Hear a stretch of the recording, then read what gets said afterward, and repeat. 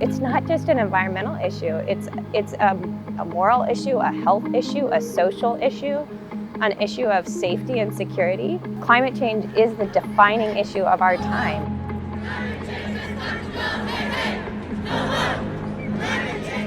If we come together to solve specific problems, we can do things much better than if we try to do it alone. And the speed and the scale of the transformation is so daunting that unless we collaborate, it's going to be very hard to get there in time. But together it is possible. I deeply believe that.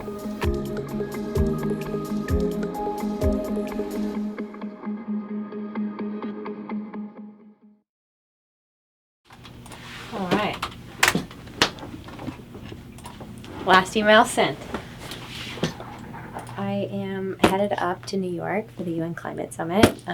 We have a great group going up for the mobilization, which is going to take place tomorrow, and then the subsequent events that we're helping plan the following week in New York. So just finishing up a few details in the office before I leave, sending some last emails, and then going to run over to the train station and head up to New York. Train ticket, round trip. Here we go. Bye, Gal. Bye, Melody. Safe travels. I think for me, I grew up knowing that our natural world, our ecosystems are so vital to our way of life, and that's sort of a core part of my identity. I am so convinced that WWF is the place to be right now in terms of developing real solutions to the climate challenge, and the people with whom I work are so passionate. The UN General Assembly Week is a critical place to influence action on climate, and we at WWF do it at all levels.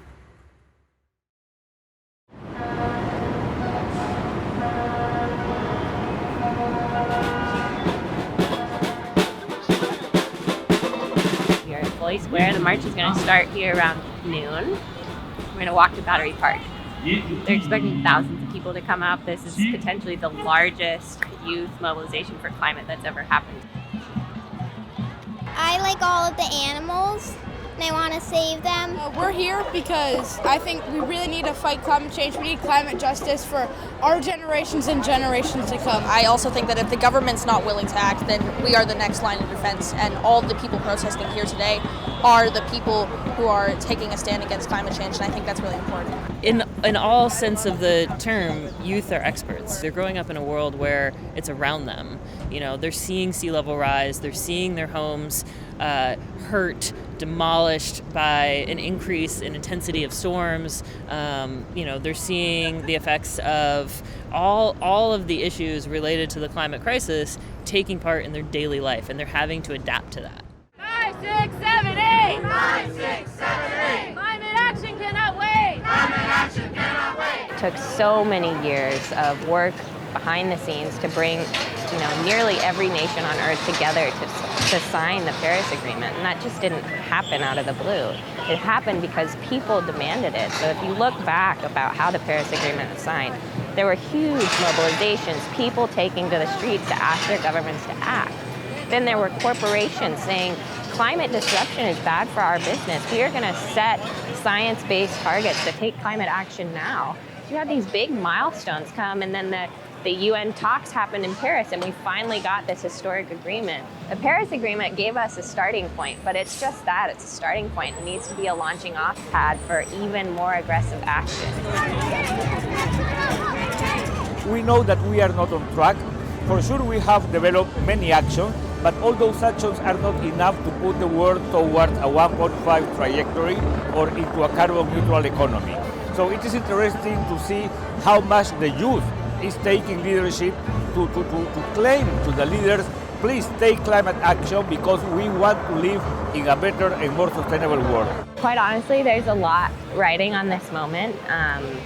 We need to have so much more than we have right now, and so it's a little nerve-wracking.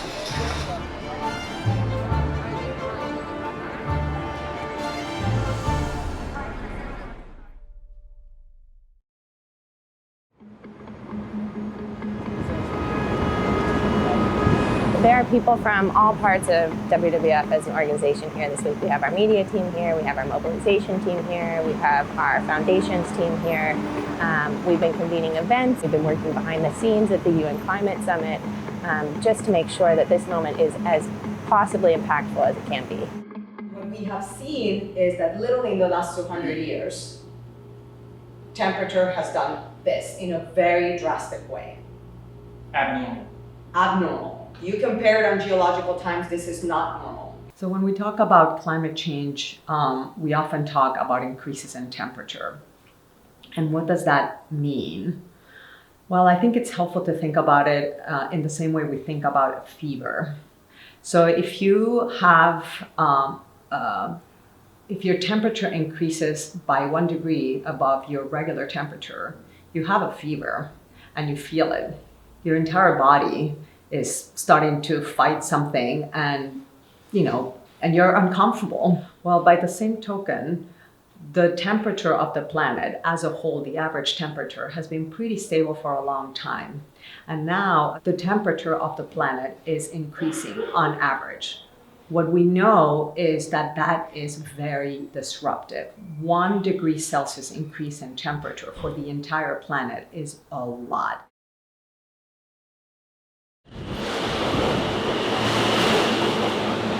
My background is actually in climate communications. I have a master's in public communication with a focus on the environment. And my participation in the summit and being in New York, we can help sort of talk to people about why this matters and what's at stake and open this process up and make it more inclusive, because that's what we need. We need everyone at the table. We need everyone involved.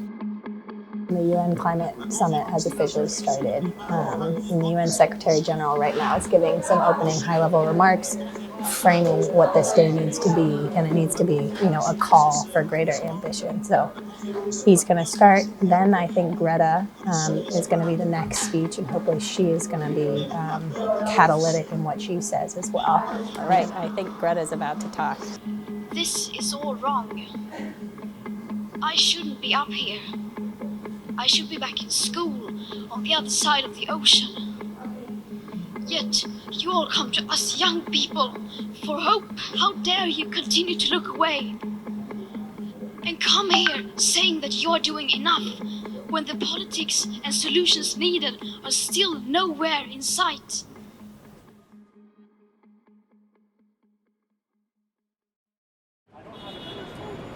It's really exciting to see all of this come together. We've been planning, for this event for months and weeks. The global of our climate practice, the leader of our global climate practice, has actually been shaping some of the announcements that are going to come today. I think that's right. Yeah, 44. So just 2 blocks this way, and then we're going to go to the east. So we're going to go down to 2nd Avenue. So we're going to the UN. We just got off at Grand Central. We are at on 2nd Avenue. We're about a block away from the UN. Only people with official business at the UN today can get inside any further. So we are sort of camping out here, waiting for some of our colleagues who were participating in the summit today to come out so we can ask them questions and get a sense of what happened inside, whether it met sort of the expectations that we had for the summit, and get a better sense for the sort of ins and outs of what happened during the day at the climate summit. Hi, Genevieve. How are you? I'm good. How are you? Good. What we saw on stage was people who only had something to say. What we did not see on stage was a lot of ambition and kind of leadership from the heavy emitters, from the G20 countries, the countries that we know genuinely do need to just start sort of tanking their emissions if we're going to get to where we need to get. So that issue's a challenge for all of us, but having that challenge so clear and having where we need to go so clear is very helpful in some ways. So Manuel Vidal, who's the head of our climate and energy practice, has been the Ambition Advisory Group co-lead for the summit, sort of advising the Secretary General directly on what it means to set the bar. WWF has rallied around that in the lead up to this and is clearly poised to figure out and to help, honestly, the leadership of the key climate negotiations going forward in this next 2 years, to help them figure out how to continue to keep that bar up, and then probably even more importantly, to create a pressure on those heavy emitters that weren't here and some of the other sectors that weren't here to join the party.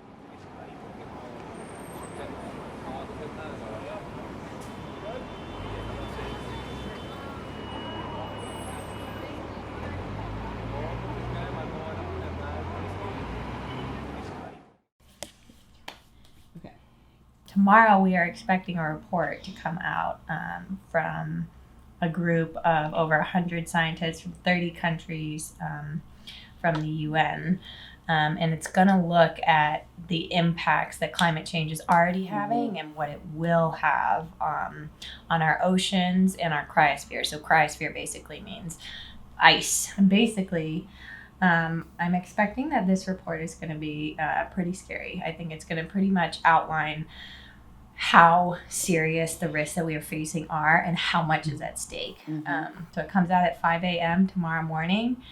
I'm going to be watching the live stream, being with our experts. Hopefully I'll be with one of our climate experts. We can talk about this messaging, figure out what it means, how we're going to communicate about this. One thing that I'm concerned about is when these reports come out, it's a urgent call to action, but it's also really scary.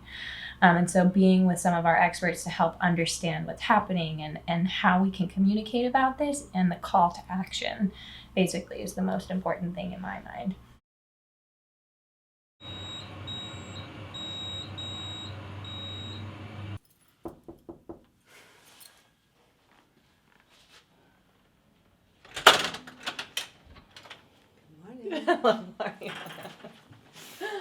So this was one of the great things that came out of Paris. It was a mandate to the IPCC to do 3 reports.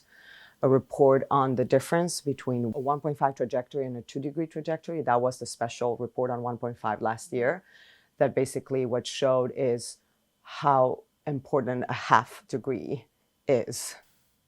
And I think that that's fantastic. It was very wise, because I think that with better information, we can make better decisions, and it really informs the sense of urgency. Here we go. Okay. So basically the press briefing is just started. The consequences for nature and humanity are sweeping and severe.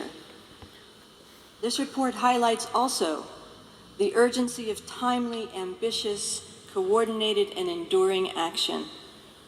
What is at stake is the health of ecosystems, wildlife, and importantly, the world we leave for our children.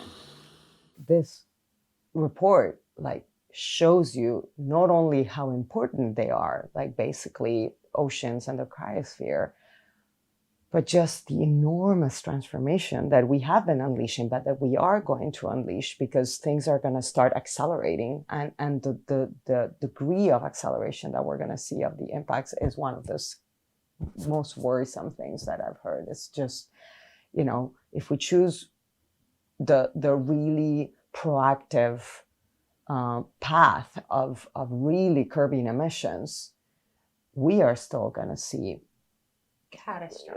catastrophic impacts. And if we don't, which is the other available data, if we just keep going blindly saying that we're going to do something, but we don't do anything, just it's unimaginable, what we're getting ourselves into, even in 100 years, almost 3 feet of sea level rise. Some cities flood at a few inches. Can you imagine 3 feet consistently coming in across the world, the planet, and some places, by 2100, if we do nothing?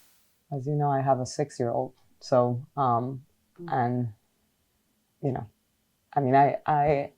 I seriously think about her when I do this work. I think, oftentimes they talk about 2050 and 2100.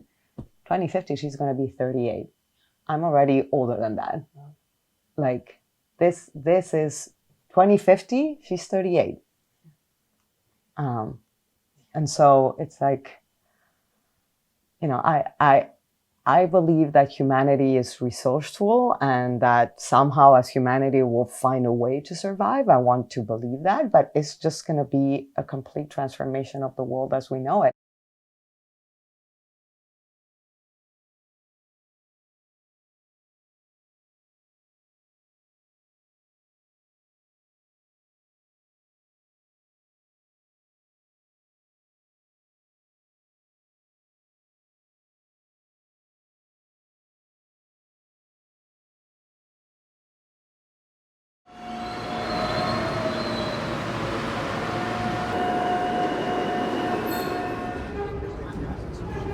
For years, it was all governments. Now companies are here en masse.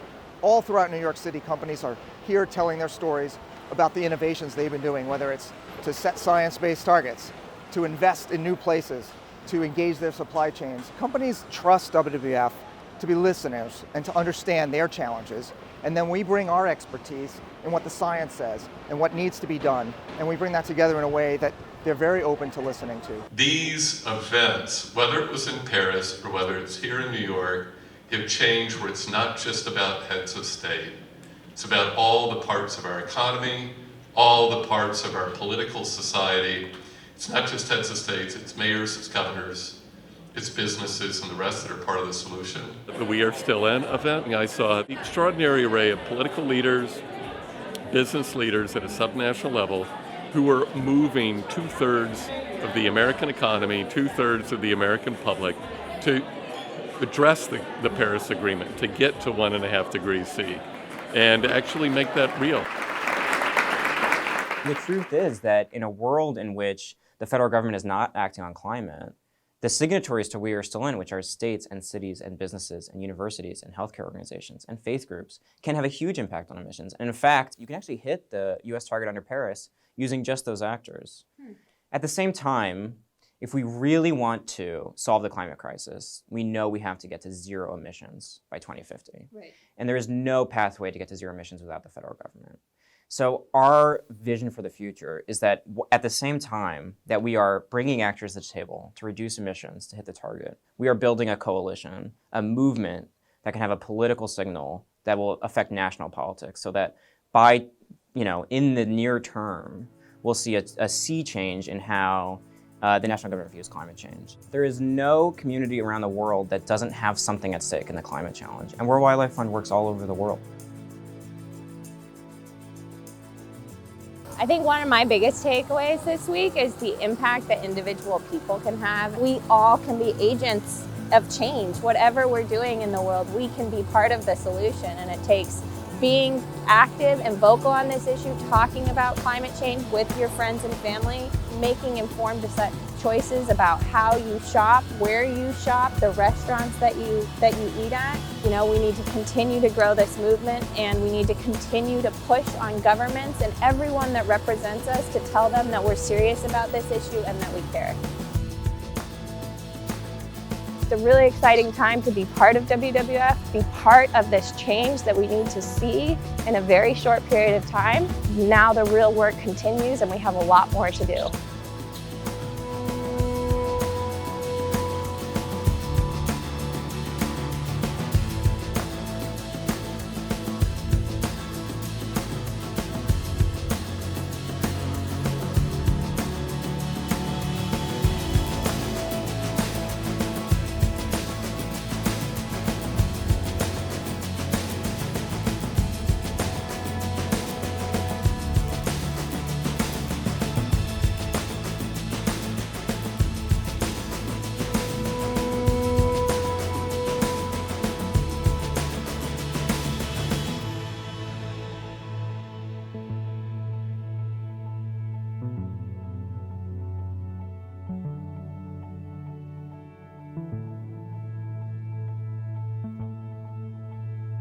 So the UN General Assembly may be over, but that was just the starting place, and we always knew that. I'm headed to the next round of UN climate talks, which is in Madrid.